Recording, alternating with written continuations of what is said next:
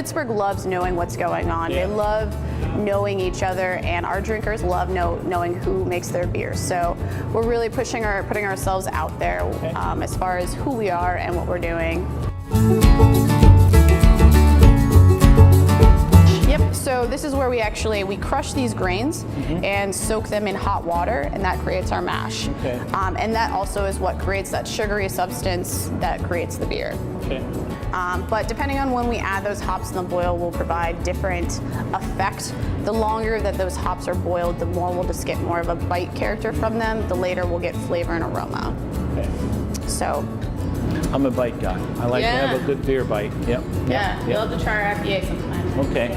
And then at some point you take it out of here, and then what do you do with it from there? Yep, so once we are done boiling, we move it over to one of our fermenters. These are conical fermenters, cone shape.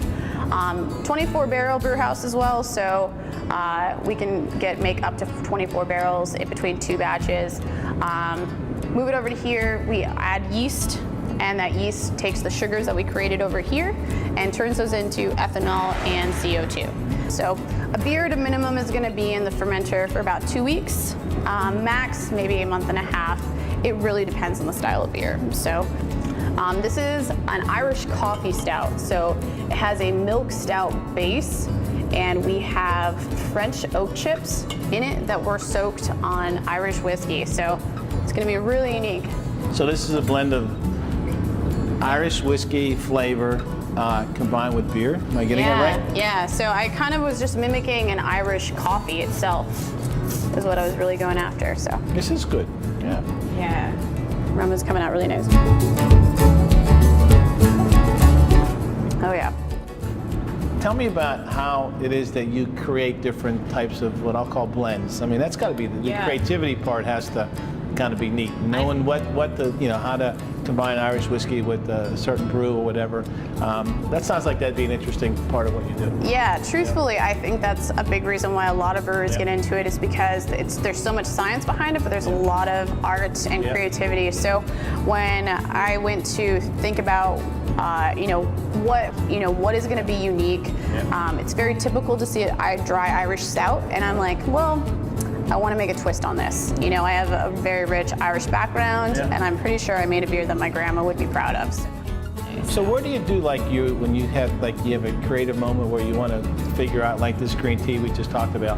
Where do you do it in a smaller setting before you jump into doing the large vats? Where do you test it at though? Sure. If you want to, I can show you one of the kegs that we use to do that kind of stuff.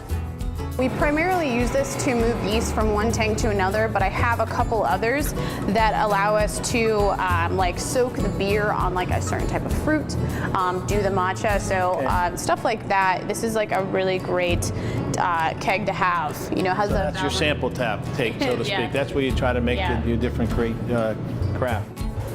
So this is our cold room.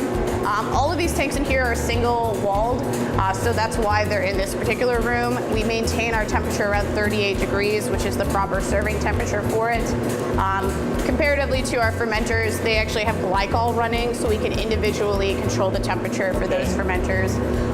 This is where we serve our beer from, so you can see the hoses on the bottom. So this makes its way right to the bar. Yep, absolutely. Well, I was very impressed with the rock bottom microbrewery operation we have here in Homestead in the waterfront. The establishment and the creation of these microbreweries allow people to be able to bring creativity, be able to bring science, be able to bring their business background into an entity that creates jobs and also creates some entertainment for folks as well.